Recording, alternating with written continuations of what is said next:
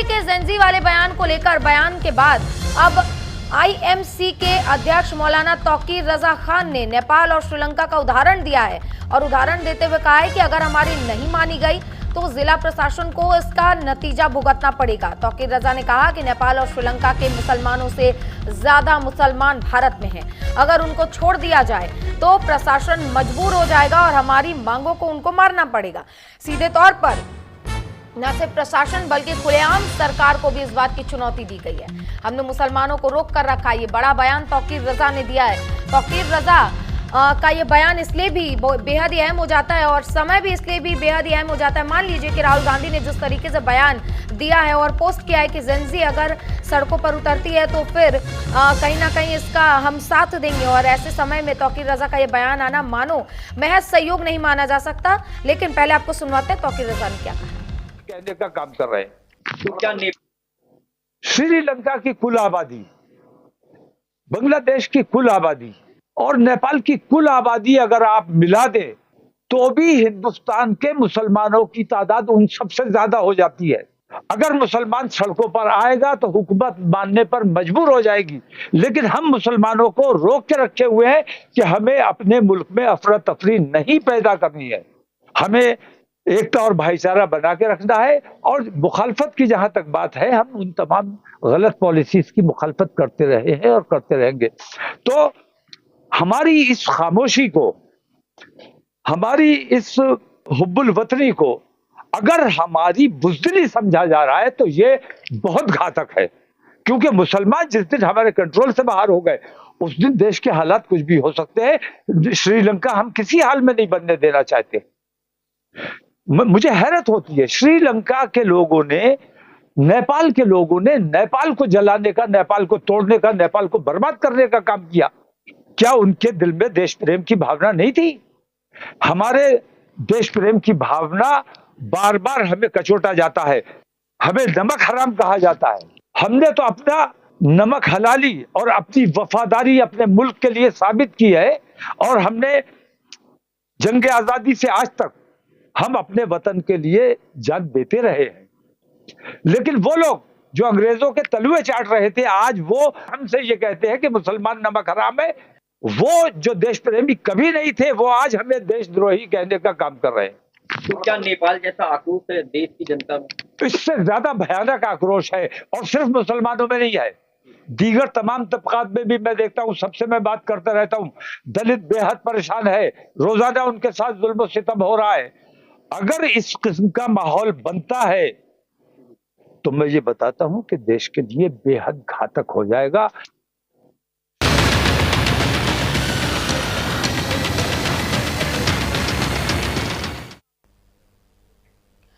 तो देखिए, भारत के युवाओं यानी कि जेन जी, आज देश की राजनीति में एक नया तूफान उठ रहा है। जेन जी को लेकर बरेली की मस्जिदों से लेकर संसद के गलियारों तक आवाजें उठ रही हैं जो सरकार को चेतावनी दे रही है। मौलाना तौकीर रजा की सड़कों पर उतरने की धमकी और राहुल गांधी का युवाओं को बगावत के लिए आह्वान, क्या ये भारत की एकता को चुनौती नहीं दे रहे, या फिर अन्याय के खिलाफ ये जरूरी पुकार है? बात हम इसी पर करेंगे। देखिए, आज उसकी गहराई को भी समझना बहुत जरूरी है, क्योंकि राहुल गांधी और तौकीर रजा का यह बयान ऐसे समय में आया है कि यह चर्चा का मुद्दा बनता है। तौकीर रजा कहते हैं सिर्फ मुसलमान नहीं बल्कि एक तबका ऐसा है जो बिल्कुल असंतुष्ट है, और अगर सब सड़कों पर उतर गए तो हालात नेपाल से भी बदतर होंगे। जरा समझिए कि राहुल गांधी जेनजी को आह्वान करते हैं कि आप सड़कों पर उतरिए, लोकतंत्र बचाइए, मैं आपके साथ हूं। तौकीर रजा सेम बात बोलते हैं। क्यों? आखिर यही समय क्यों, जब नेपाल के बाद भारत में भी अराजकता फैलाने की कोशिश हो रही है? हम ये बात यूं ही नहीं कह रहे, इसके पीछे की मंशा क्या है, आज इसी पर चर्चा होगी। दोनों के बयान को अगर आप समय देखें, दोनों के बयान में अगर आप सिमिलैरिटी देखें, तो आपको ये साफ तौर पर पता चलेगा कि सत्ता के खिलाफ खड़े होकर देश को हिलाने की कोशिश हो रही है। जाहिर सी बात है, विपक्ष पिछले 11 साल से एनडीए की सरकार को हटाने की कोशिश कर रहा है, लेकिन कहीं से कहीं तक सफलता हाथ नहीं लगी। तो अब रास्ता क्या बचता है? नेपाल जैसे बगावत करवाना, नेपाल जैसे युवाओं को सड़कों पर उतरवाना और उसके बाद तख्ता पलट की कहानी रचना। सरकार के लिए, प्रशासन के लिए एक बड़ी चुनौती है। यह सिर्फ एक बयान नहीं है बल्कि संभावित आंदोलन की चिंगारी है। जिस तरीके से राहुल गांधी ने जेन जी को लेकर बोला था, यही चीज तौकीर रजा भी बोलते हुए नजर आए हैं। लेकिन देखिए राहुल गांधी ने अपने प्रेजेंटेशन के दौरान क्या कुछ बोला था, पहले आपको एक बार वो सुनवाते हैं, फिर आगे बढ़ेंगे। राहुल गांधी का नया ज्ञान, संविधान बचाएगी जेन जी।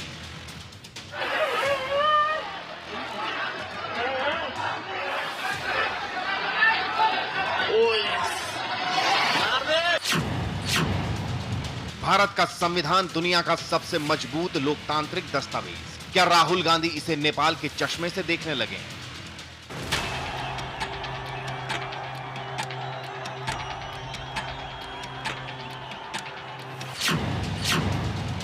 कभी चीन, कभी नेपाल और अब जेन जी को ढाल बनाकर भारत की नींव पर सवाल।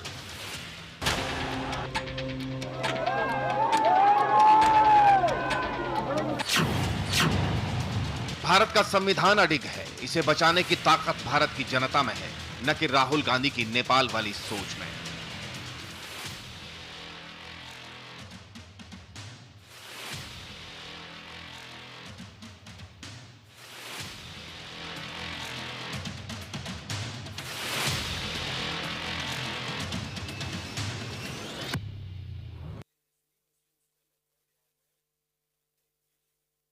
तो आज जिस समय पर ये दोनों बयान आए हैं, उसके बाद से देश की जनता, देश के युवाओं पर क्या इम्पैक्ट होगा, क्या प्रत्यक्ष या फिर परोक्ष रूप से आंदोलन और इस तरीके की अराजकता भारत में फैलाने की एक चेतावनी है, या फिर सच में कहीं ना कहीं इसकी पटकथा लिखी जा रही है? आज इसी मुद्दे पर चर्चा करेंगे। हमारे साथ दो मेहमान जुड़ गए हैं। चंदन कुमार राजनीतिक विश्लेषक के तौर पर आज पक्ष रखेंगे और साथ ही साथ ये भी समझाने का कोशिश करेंगे कि किस तरीके से ये पूरा जो माहौल तैयार किया जा रहा है भारत में अराजकता फैलाने को लेकर, आखिर इसके पीछे तमाम जो राजनीतिक दल हैं, इसके पीछे की मंशा क्या है।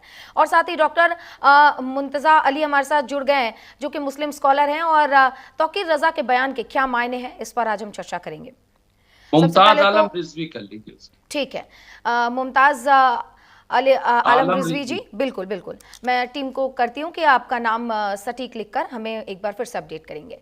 तो आप दोनों मेहमानों का बहुत बहुत स्वागत है। आपसे थोड़ी ही देर में हमारे साथ हिंदू धर्मगुरु भी जुड़ेंगे, उनका भी रुख करेंगे, लेकिन सबसे पहले मुमताज अली जी, आप ही से शुरुआत करना चाहूंगे। तौकीर रजा साहब का आपने भी बयान सुना, और भारत में मुसलमानों की आबादी जाहिर सी बात है ज्यादा है, पहले जो हुआ करती थी ज्यादा है, और ऐसा नहीं है कि सरकार अगर किसी को रियायतें दे रही है, किसी को सुविधाएं दे रही है, तो वो देख कर दे रही है कि आज मैंने सवर्ण को दिया है, कल दलित को देना है, और कल मुसलमानों को देना है या नहीं देना, सोचेंगे। फिर ऐसा बयान क्यों? क्या आप तौकीर रजा की बयान से इत्तफाक रखते हैं, या फिर आप भी इसको कंडेम करेंगे जिस तरीके से पूरा भड़काने का प्रयास किया जा रहा है? नहीं, बहुत बहुत शुक्रिया आपका।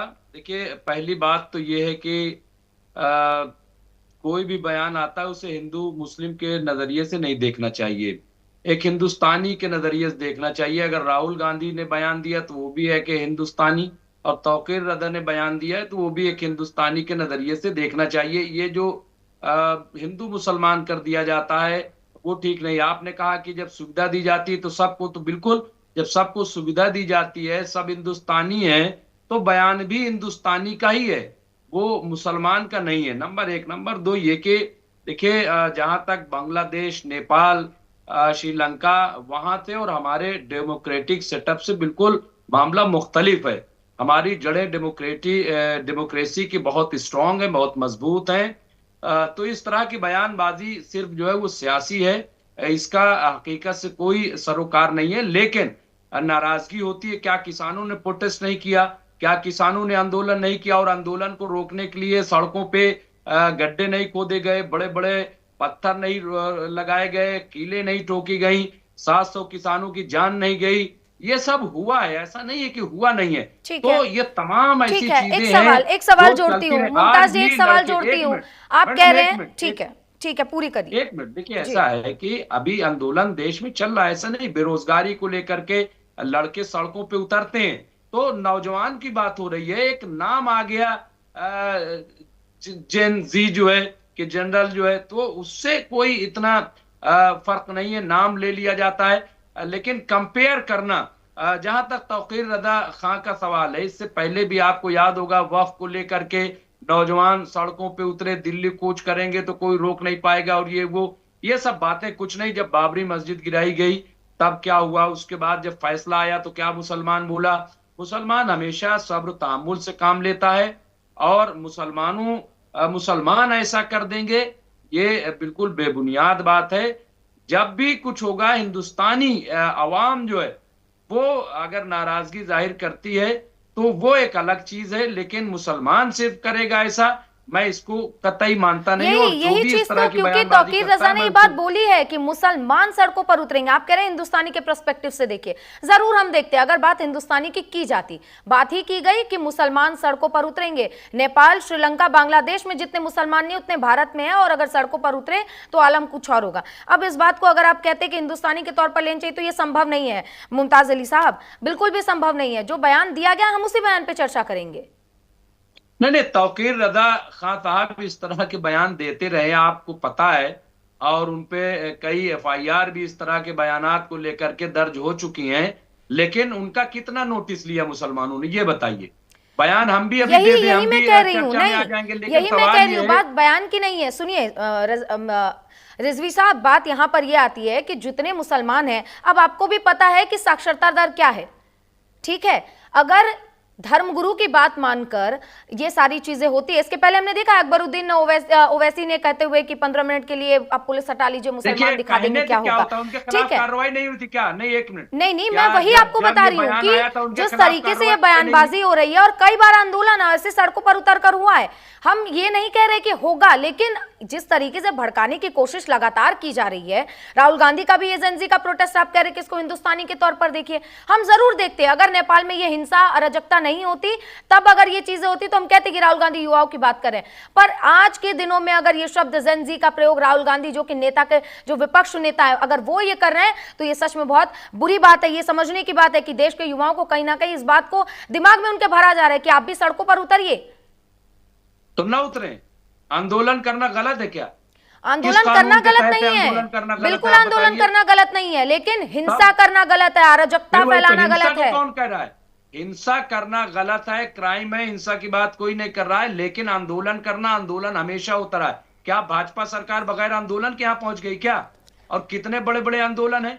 आज आप देखिए 40-50 हजार मस्जिदों की लिस्ट लेकर के लोग घूम रहे हैं कि इन मस्जिदों के नीचे ढूंढा जाएगा कि मंदिर है कि नहीं है। इस बात को आप नकार कैसे सकते हैं? इस बात को आप नकार कैसे सकते हैं? ठीक है रिजवी साहब एक बार फिर से चर्चा में वापस लौटेंगे, और हमारे साथ राजनीतिक विश्लेषक के तौर पर मेहमान भी जुड़े, उनका भी रुख करेंगे। सर, एक रिपोर्ट हमने तैयार की है, वो दर्शकों को दिखाते हैं, उसके बाद चर्चा में वापस लौटते हैं। भारत के खिलाफ बगावत की धमकी, भारत की एकता या विभाजन की चुनौती, सड़कों पर आग या संविधान की रक्षा,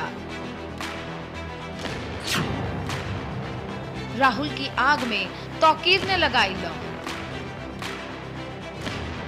आज पूरे देश का दिल दुख रहा है, देश सदमे में है, देश की राजनीति में एक नया तूफान उठ रहा है।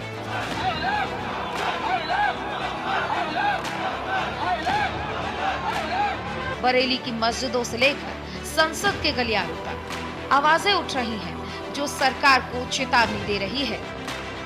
मौलाना तौकीर रजा की सड़कों पर उतरने की धमकी और राहुल गांधी का युवाओं को बगावत का आह्वान, दोनों ही एक ही सिक्के के दो पहलू लगते हैं। एक तरफ बरेली की धरती से इत्तेहादे मित्तल काउंसिल के प्रमुख मौलाना तौकीर रजा ने खुलेआम सरकार को ललकारा कि मुसलमानों को मजबूर न करिए, नहीं तो सड़कों पर उतरेंगे।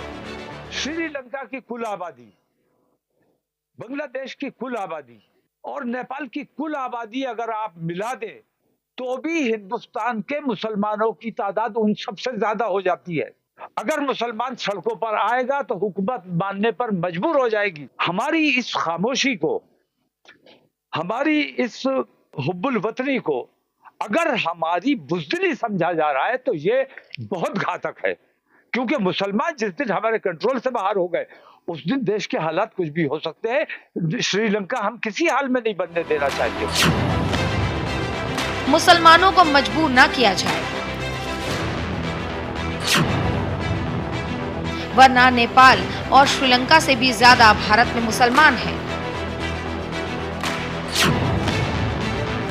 अगर हालात ने सड़कों पर उतरने को मजबूर किया तो उसका जिम्मेदार कौन होगा? तौकीर रजा ने वक्फ कानून में बदलाव, हिंदूवादी संगठनों की बयानबाजी और आई लव मोहम्मद जैसे नारों को अपराध बताने पर तीखा प्रहार किया। सड़क से सदन तक मुसलमान सुरक्षित नहीं है, हमें अमन चाहिए लेकिन अन्याय का अंत, ये बयान साफ भारत सरकार के खिलाफ है। एक धार्मिक समुदाय को सड़क पर उतरने की धमकी है जो देश की शांति को खतरे में डाल सकती है। तो वहीं दूसरी तरफ लोकसभा में विपक्ष के नेता राहुल गांधी इससे पहले युवाओं को लेकर ऐसा ही बयान दे चुके हैं। देश का युवा, देश के छात्र, देश की जेनजी संविधान बचाएगी, लोकतंत्र की रक्षा करेगी, वोट की चोरी रोकेगी। मैं उनके साथ खड़ा हूं। राहुल के इस पोस्ट ने विपक्ष को ताकत दी और सत्ता पक्ष को नया मुद्दा। कर्नाटक चुनाव में वोटर लिस्ट से नाम काटने के आरोप लगाते हुए उन्होंने कहा कि सरकार युवाओं को दबा रही है, लेकिन जेन जी ही ताकत है। ये बयान भारत की वर्तमान सत्ता को सीधी चुनौती है। युवाओं को विद्रोही बनाने के लिए उकसाना है जो सड़कों पर अराजकता फैला सकता है। क्या राहुल गांधी जेन जी को राजनीतिक हथियार बना रहे हैं, देश की स्थिरता को खतरे में डाल रहे हैं? ऐसे हम ये भी कह सकते हैं कि राहुल गांधी ने जो आग लगाने का काम किया है उसमें तौकीर रजा घी डालने का काम कर रहे हैं। लेकिन ये शब्द भी चुभते हैं क्योंकि ये नेपाल के हिंसक जेनजी आंदोलन की याद दिलाते हैं जहां सड़कें जल उठी और अब ये आग भारत तक पहुंचाने की धमकी दी जा रही है। ये सिर्फ बयान नहीं बल्कि संभावित आंदोलन की चिंगारी है। एक ही सिक्के के दो पहलू, राहुल और तौकीर के बयान। भारत के खिलाफ खड़े होकर देश को बांटने की कोशिश। इतना ही नहीं, एक तरफ मुसलमानों को सड़क पर उतारने की धमकी, तो दूसरी तरफ युवाओं को विद्रोह के लिए उकसाना। क्या ये महज संयोग है कि तौकीर रजा और राहुल गांधी के ये बयान हाल ही के दिनों में एक साथ आए हैं? क्या ये विपक्ष की साजिश है जो नेपाल और श्रीलंका जैसे अस्थिर हालत भारत में पैदा करना चाहते हैं? भारत जो सदियों से एकता का प्रतीक रहा है, आज अपने ही बेटों के हाथों बंटने की कगार पर खड़ा है। ये बयान न सिर्फ लोकतंत्र को कमजोर कर रहा है बल्कि देश की एकजुटता पर सवालिया निशान भी लगा रहा है, जैसे कोई आग लगाने की तैयारी में हो। तौकीर रजा की चेतावनी और राहुल गांधी का आह्वान दोनों ही भारत के खिलाफ विरोध की आग भड़का रहे हैं। लेकिन याद रखो कि जेनजी असली ताकत एकता में है, न कि बंटवारे में। अन्याय के खिलाफ आवाज उठाओ लेकिन शांति से। क्या हम इस चुनौती को अवसर बनाएंगे? न्यूज इंडिया से दीपक द्विवेदी की रिपोर्ट।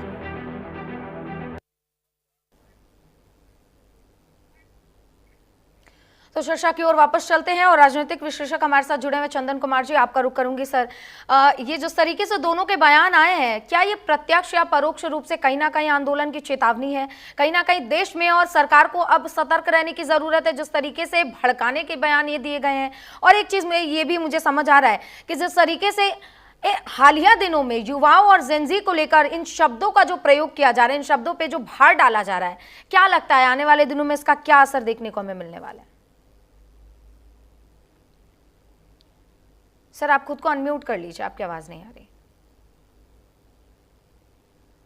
नमस्कार। जो अभी बयानबाजी चल रही है, देखिए परिवेश जो अभी देश के और पड़ोसी जो देशों में जो चीजें चल रही है, अगर आप उसको कोट करके ये बातें अभी वर्तमान समय में रख रहे हैं कि हमारे यहाँ जेनजी और हम जैसे अभी तौकीर रजा जी बोल रहे हैं कि हमने अपनी युवाओं को कंट्रोल करके रखा है, यानी आप कंट्रोल की बात कर रहे हैं, मैं अगर उन्हें खुला छोड़ दूं, इस तरीके की अगर आप बात कर रहे हैं तो ये चीजें बहुत ही उन सब चीजों से जोड़ती है और कहीं ना कहीं आप भारत का जो एक लोकतंत्र है उसके लिए एक गलत तरीके का आप संदेश दे रहे हैं, उसको कहीं ना कहीं खत्म करना चाहते हैं। ये जो राहुल गांधी हैं और जो ये धर्म गुरु हैं, जो अपनी दुकानें ये लोग चलाते हैं धर्म के नाम पे, जाति के नाम पे, उन दुकानों को ये और व्यापक लेवल पे इन आंदोलनों और इस तरीके के बयानबाजी से बढ़ाना चाहते हैं। अभी हमारे जो एक दूसरे जो हमारे थे यहाँ पे बता रहे थे कि जो ये मुमताज रजा जी, आलम रिजवी जी की आंदोलन तब भी हुआ, तो वो 2014 में जो आंदोलन हुआ वो किस चीज का आंदोलन था? भ्रष्टाचार का था। उस समय कांग्रेस और जो क्षेत्रीय पार्टियां थी कितनी व्यापक भ्रष्टाचार की थी। जो अन्ना हजारे आंदोलन हुआ। अभी जो वक्फ बोर्ड पे आपको इतनी पीड़ा हो रही है कि कानून गलत बनाया जा रहा है, सुप्रीम कोर्ट गलत कानून बना रहा है, तो आप अपनी पक्ष रखें।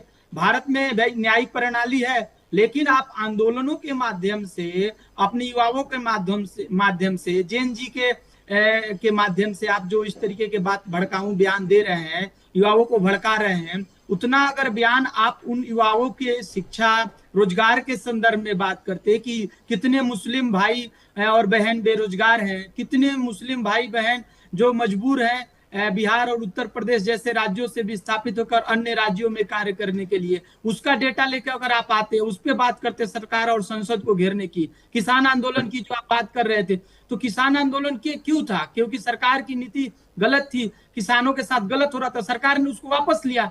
आप एक अलग तरीके के भड़काऊ भाषण देकर और देश में एक कट्टरपंथी और एक कहीं ना कहीं हिंसात्मक जो माहौल बना रहे हैं, जो पूर्व में 1947 में जो जिन्ना और उनके सहयोगियों ने किया, आज पाकिस्तान और विभाजन की विभीषिका हमारे देश की युवा और जो भी हमारे पूर्वज है उन्होंने नहीं भूला है। अभी भी हम उसकी कीमत चुका रहे हैं। बिल्कुल बिल्कुल बिल्कुल। तो मेरा ये मानना है कि इस तरीके के बयानबाजी से सिर्फ बटोरने और अपनी धार्मिक जो दुकानें हैं उसको चलाने के लिए ये इस तरीके के ये लोग बयान दे रहे हैं, जो बिल्कुल ही निंदनीय है और गलत है।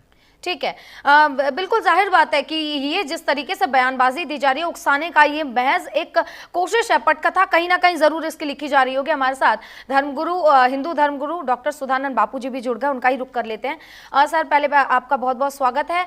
और दूसरी बात ये कि चर्चा का विषय तौकीर रजा का बयान है, जिन्होंने साफ तौर पर कहा है कि अगर भारत का मुसलमान भड़क जाता है तो फिर कोई रोक नहीं पाएगा और अराजकता की स्थिति नेपाल और श्रीलंका से भी बुरी होगी। मैं बस आपसे ये जानना चाहती हूँ कि जिस तरीके से मुसलमान भारत की दूसरी सबसे बड़ी आबादी है, लेकिन अभी भी हिंदू सबसे बड़ी आबादी है। अगर हिंदू किसी धर्मगुरु की तरफ से ये बयान आता और अगर ये कहा जाता कि 80% हिंदू अगर सड़क पर उतर जाएंगे तो दशा कुछ और होगी, तो ऐसे में उसके बाद की स्थिति क्या होती, जिसको लेकर आज देखिए किस तरीके से ये पूरी बयानबाजी हो रही है और अराजकता फैलाने की कोशिश की जा रही है।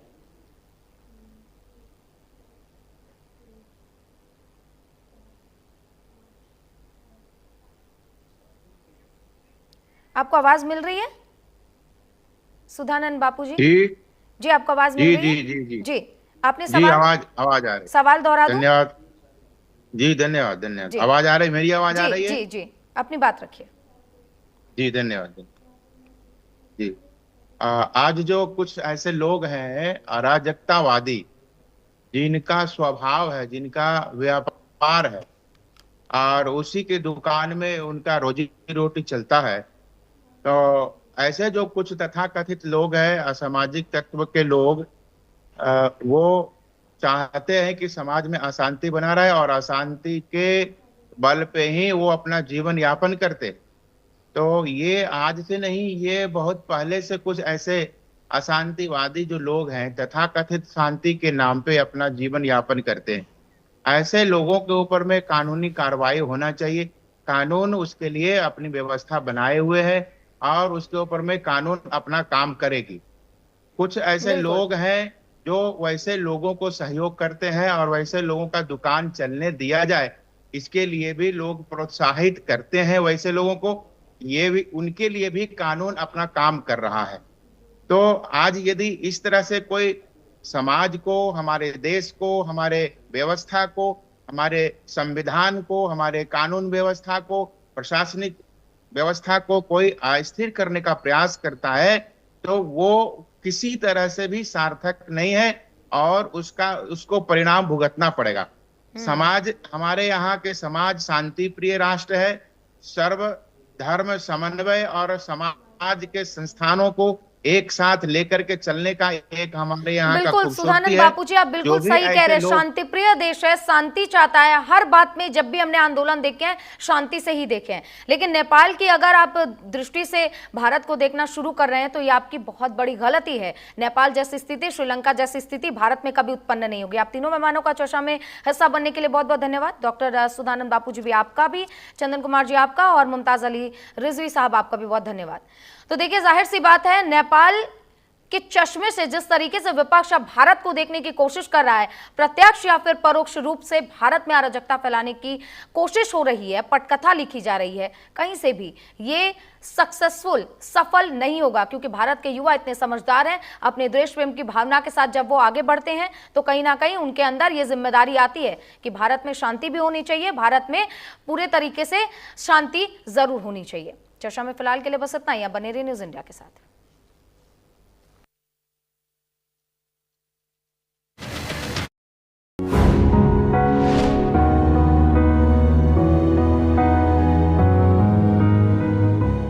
नमस्कार। नरेंद्र मोदी अपने जीवन काल के 75 साल पूरे करने जा रहे हैं। नरेंद्र मोदी ने अपने जीवन में समाज सेवा का काम बचपन से ही शुरू कर दिया था, और मैं ऐसी आपको 75 कहानियां सुनाऊंगा जो कि उनके आरंभ से होंगी। एक कहानी है उनके स्कूल में पढ़ने के समय की। एक बार की बात है जब नरेंद्र मोदी अपनी कक्षा से पढ़ के निकल रहे थे, और निकलने के बाद उन्होंने स्कूल के सामने एक बड़ा पीपल का पेड़ होता है।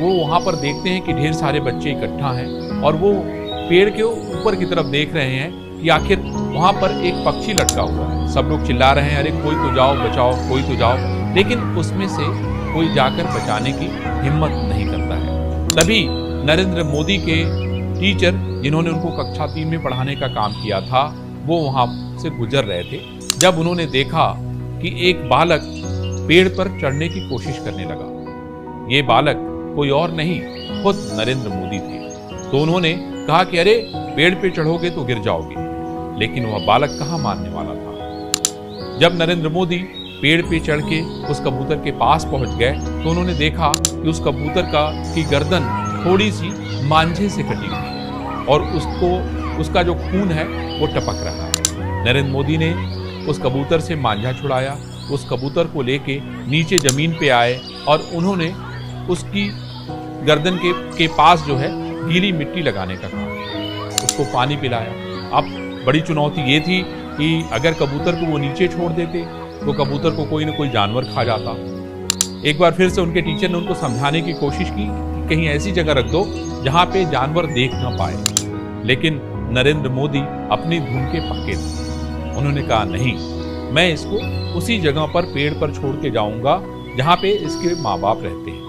और मोदी ने यही किया। वो कबूतर को एक बार फिर से पेड़ के ऊपर ले गए, उन्होंने उसको वहीं छोड़ दिया, और थोड़ी देर बाद में उन्होंने देखा कि किस तरीके से कबूतर के जो माँ बाप हैं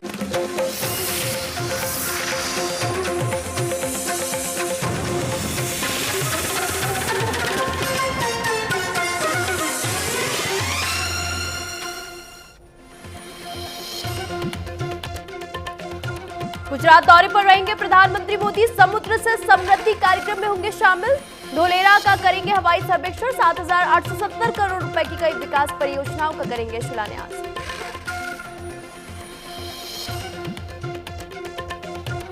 जम्मू कश्मीर के किश्तवाड़ और डोडा में सुरक्षा बलों की आतंकियों से मुठभेड़ जारी। कई आतंकियों के छिपे होने की आशंका, सुरक्षा बलों का इलाके में सर्च ऑपरेशन जारी।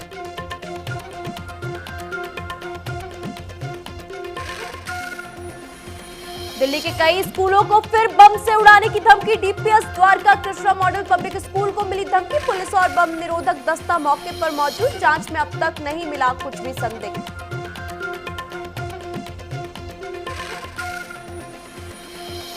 दिल्ली पुलिस की गोगी गैंग के बदमाशों से मुठभेड़। गैंग के 3 सदस्यों को पुलिस ने पकड़ा। एनकाउंटर के दौरान 2 बदमाशों को लगी गोली।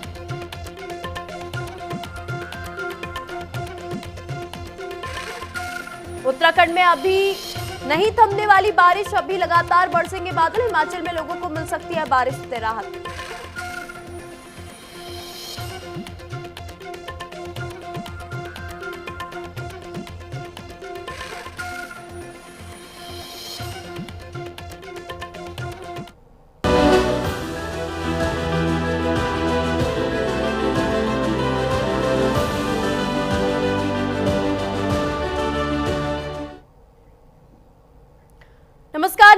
देख रहे हैं आप, मैं हूं आपके साथ निशा तिवारी। तो आज प्रधानमंत्री मोदी गुजरात को देने जा रहे हैं समृद्धि की सौगात।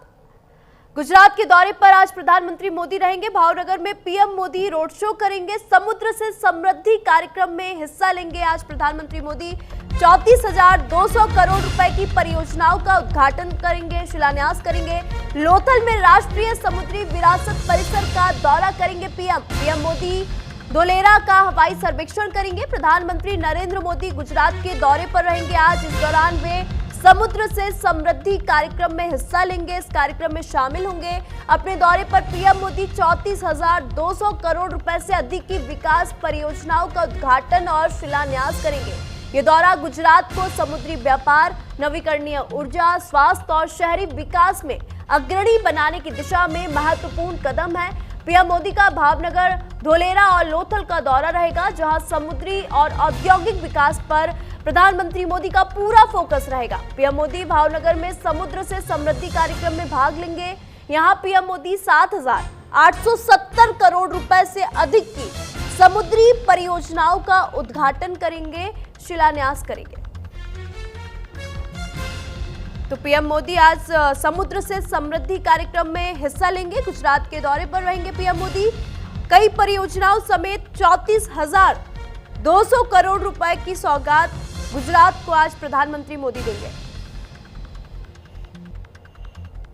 तो पीएम मोदी आज गुजरात में समुद्र से समृद्धि कार्यक्रम में भाग लेंगे। इस दौरे पर वह 34,200 करोड़ रुपए की परियोजनाओं का उद्घाटन करेंगे। उनका दौरा भावनगर, धोलेरा, लोथल में समुद्री और औद्योगिक विकास पर प्रधानमंत्री मोदी का फोकस रहेगा। तो आज गुजरात के दौरे पर रहेंगे पीएम। इस दौरान वे समुद्र से समृद्धि कार्यक्रम में शामिल होंगे। अपने दौरे पर पीएम मोदी 34,200 करोड़ रुपए से अधिक की विकास परियोजनाओं का उद्घाटन करेंगे, शिलान्यास करेंगे। और ये दौरा गुजरात को समुद्री व्यापार, नवीकरणीय ऊर्जा, स्वास्थ्य और शहरी विकास में अग्रणी बनाने की दिशा में महत्वपूर्ण कदम होगा। रोजगार के कई अवसर आज खुलेंगे और इन परियोजनाओं के आने से कई क्षेत्रों को लाभ मिलेगा। पीएम मोदी का भावनगर, धोलेरा, लोथल का दौरा रहेगा, जहां समुद्री और औद्योगिक विकास पर पीएम का आज फोकस रहेगा।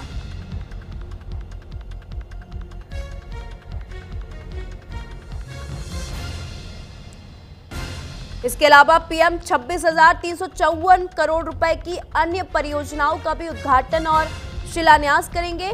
ये योजनाएं समग्र विकास पर केंद्रित होंगी। स्मार्ट सिटी का हवाई सर्वेक्षण भी पीएम मोदी आज करेंगे। तो समुद्र से समृद्धि कार्यक्रम में प्रधानमंत्री मोदी शामिल होंगे। गुजरात दौरे पर आज पीएम है और कई सारी परियोजनाओं की सौगात देंगे। 34,200 करोड़ रुपए की सौगात आज गुजरात को मिलने वाली है। प्रधानमंत्री नरेंद्र मोदी आज गुजरात के दौरे पर है। इस दौरान वे समुद्र से समृद्धि कार्यक्रम में शामिल होंगे, इस कार्यक्रम में हिस्सा लेंगे। अपने दौरे पर पीएम मोदी कई करोड़ रुपए से अधिक की विकास परियोजनाओं का उद्घाटन करेंगे, शिलान्यास करेंगे। तो आज गुजरात के दौरे पर है पीएम मोदी और ये दौरा कई मायनों में खास है, क्योंकि समुद्री व्यापार, नवीकरणीय ऊर्जा, स्वास्थ्य और शहरी विकास में अग्रणी बनाने की दिशा में एक महत्वपूर्ण कदम होगा।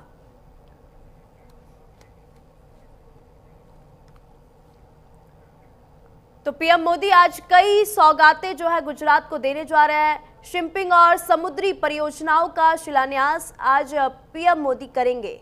1.5 लाख करोड़ की परियोजनाओं का शिलान्यास पीएम करेंगे। 34,200 करोड़ की विकास परियोजनाओं की सौगात आज प्रधानमंत्री मोदी देने जा रहे हैं। मुंबई इंटरनेशनल क्रूज टर्मिनल का उद्घाटन पीएम करेंगे। एनएमएचसी की प्रगति की समीक्षा करेंगे। स्मार्ट सिटी का हवाई सर्वेक्षण आज पीएम करेंगे। समृद्ध से समृद्धि कार्यक्रम का आयोजन किया गया, जिसमें खुद प्रधानमंत्री मोदी शामिल होंगे। तो आज गुजरात के दौरे पर पीएम मोदी रहेंगे। कई सारी विकास परियोजनाओं की सौगात आज गुजरात को मिलने वाली है। समृद्ध से समृद्धि कार्यक्रम में आज पीएम मोदी शामिल होंगे। तो गुजरात के दौरे पर है पीएम मोदी। कई परियोजनाओं समेत देंगे 34,200 करोड़ की सौगात। तो पीएम मोदी आज गुजरात के दौरे पर है। इस दौरान वे समुद्र से समृद्धि कार्यक्रम में शामिल होंगे। अपने दौरे पर पीएम मोदी 34,200 करोड़ रुपए से अधिक की विकास परियोजनाओं का उद्घाटन करेंगे, शिलान्यास करेंगे। ये दौरा गुजरात को समुद्री व्यापार, नवीकरणीय ऊर्जा, स्वास्थ्य और शहरी विकास में अग्रणी बनाने की दिशा में महत्वपूर्ण कदम होगा। पीएम मोदी आज भावनगर, धोलेरा और लोथल का भी दौरा करेंगे, जहां समुद्री और औद्योगिक विकास पर पीएम मोदी का आज पूरा फोकस रहेगा।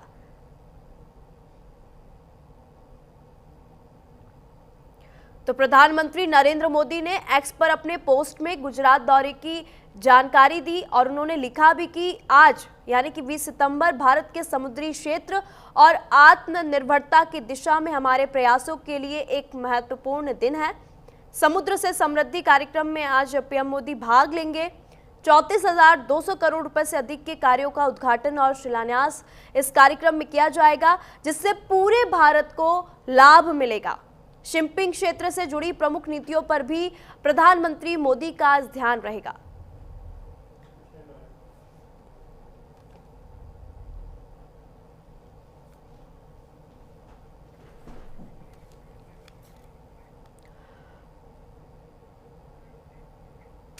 खबरों में आगे बढ़ते दिल्ली से बड़ी खबर आपको बता दें, दिल्ली पुलिस की गैंगस्टरों से मुठभेड़ हुई है। पुलिस ने 3 बदमाशों को गिरफ्तार कर लिया है। गोगी गैंग के सदस्य बताए जा रहे हैं और गोगी गैंग के सदस्यों को पुलिस ने पकड़ लिया है। तो पुलिस को यहाँ बड़ी कामयाबी हाथ लगी है।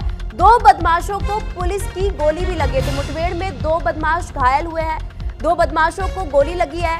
गोगी गैंग के ये सदस्य बताए जा रहे हैं। 2 बदमाशों को पैर में गोली लगी है मुठभेड़ के दौरान। तो बड़ी कामयाबी दिल्ली पुलिस को मिली है, जहां पर दिल्ली पुलिस ने गैंगस्टर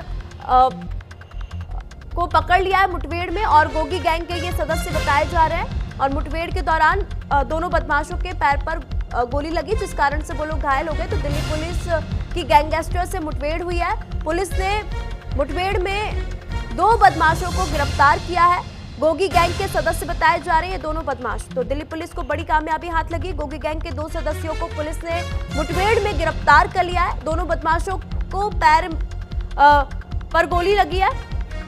तो दिल्ली पुलिस को बड़ी सफलता मिली है। दिल्ली पुलिस की गैंगस्टर से मुठभेड़ हुई और ये दोनों बदमाश गोगी गैंग के एक्टिव सदस्य बताए जा रहे हैं, जिन्हें पुलिस ने गिरफ्तार कर लिया। तो दिल्ली पुलिस को यहाँ बड़ी कामयाबी हाथ लगी है। दिल्ली पुलिस की गैंगस्टर से मुठभेड़ हुई और मुठभेड़ के दौरान गोगी गैंग के 2 सदस्यों को गिरफ्तार कर लिया पुलिस ने। गोगी गैंग के एक्टिव सदस्य बताए जा रहे हैं, जिनके पैर पर गोली लगी है। मुठभेड़ के दौरान ये गिरफ्तारी हुई है। तो दिल्ली पुलिस को बड़ी कामयाबी हाथ लगी। गोगी गैंग के एक्टिव 2 बदमाशों को पुलिस ने मुठभेड़ में गिरफ्तार कर लिया है। गोगी गैंग के सदस्य बताए जा रहे हैं और ये दोनों बदमाशों को पुलिस ने गिरफ्तार कर लिया। तो इस समय दोनों बदमाश पुलिस की गिरफ्त में है। तो मेरठ में शातिर तरीके से ज्वेलर्स की दुकान में लूट कांड हुआ है। गर्लफ्रेंड के लिए अंगूठी लेने के बहाने दुकान में एक लुटेरा घुसता है। दुकानदार की आंख में स्प्रे डालकर अंगूठी वहां से लेकर भाग जाता है। पुलिस ने भागते वक्त लुटेरे को दबोच लिया। तो दुकानदार की आंखों में स्प्रे डालकर अंगूठी को लूटा गया। ये पूरा मामला सामने आया है। गर्लफ्रेंड के लिए ये लूटकांड की घटना को अंजाम दिया गया है। तो मेरठ से हम आपको खबर बता रहे हैं। मेरठ में एक शातिर तरीके से चोरी की गई है, जिसमें एक ज्वेलरी शॉप में एक शख्स जाता है और अपनी गर्लफ्रेंड के लिए अंगूठी को लूटता है। अंगूठी को लेकर वहां से फरार हो जाता है। तो मेरठ से ये पूरी घटना हम आपको बता रहे हैं। गर्लफ्रेंड के लिए इस शख्स ने चोरी किया है। तो एक अनोखे और बड़ा ही शातिर चोर है, आप देख सकते हैं।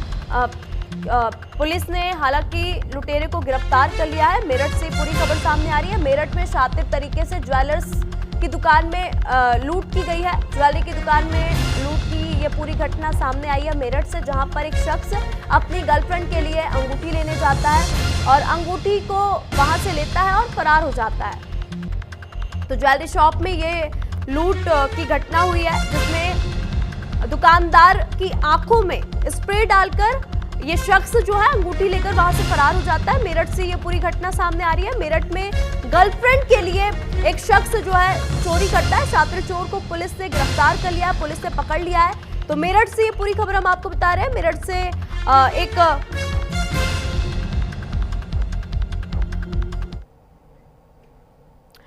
तो इसी बीच एक और बड़ी खबर आपको बता दें, मौलाना तौकीर रजा खान के भड़काऊ बोल सामने आए हैं। जिला प्रशासन को तौकीर रजा ने धमकी दी, हमने मुसलमानों को रोक रखा है, भारत में नेपाल और श्रीलंका से अधिक मुसलमान, अगर हमने छोड़ा तो मुसलमान सड़कों पर आएगा। प्रशासन ने बात नहीं मानी तो प्रदर्शन के लिए मजबूर होंगे। तो राहुल गांधी के जनजी बयान को लेकर, क्योंकि राहुल गांधी ने प्रेस कॉन्फ्रेंस में जनजी को लेकर जो बयान दिए थे, उसके बाद अब आईएमसी के अध्यक्ष मौलाना तौकीर रजा खान ने नेपाल और श्रीलंका का उदाहरण देते हुए अपनी मांगों को मनवाने को लेकर जिला प्रशासन को धमकी दी। तौकीर रजा ने कहा, नेपाल और श्रीलंका के मुसलमानों से अधिक मुसलमान भारत में है, अगर उनको छोड़ दिया जाए तो प्रशासन मजबूर हो जाएगा और हमारी मांगों को मानना ही पड़ेगा। हमने मुसलमानों को रोक कर रखा है।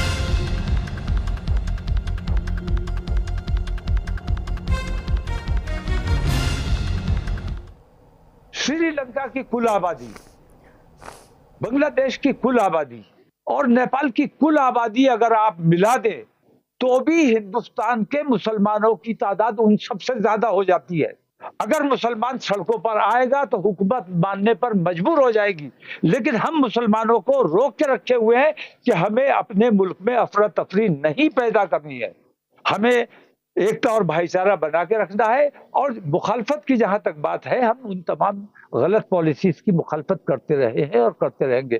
तो हमारी इस खामोशी को, हमारी इस हुब्बुल वतनी को अगर हमारी बुज़दिली समझा जा रहा है तो ये बहुत घातक है, क्योंकि मुसलमान जिस दिन हमारे कंट्रोल से बाहर हो गए उस दिन देश के हालात कुछ भी हो सकते हैं। श्रीलंका हम किसी हाल में नहीं बनने देना चाहते।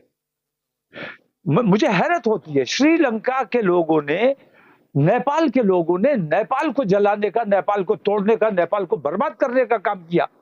क्या उनके दिल में देश प्रेम की भावना नहीं थी? हमारे देश प्रेम की भावना बार बार हमें कचोटा जाता है, हमें नमक हराम कहा जाता है।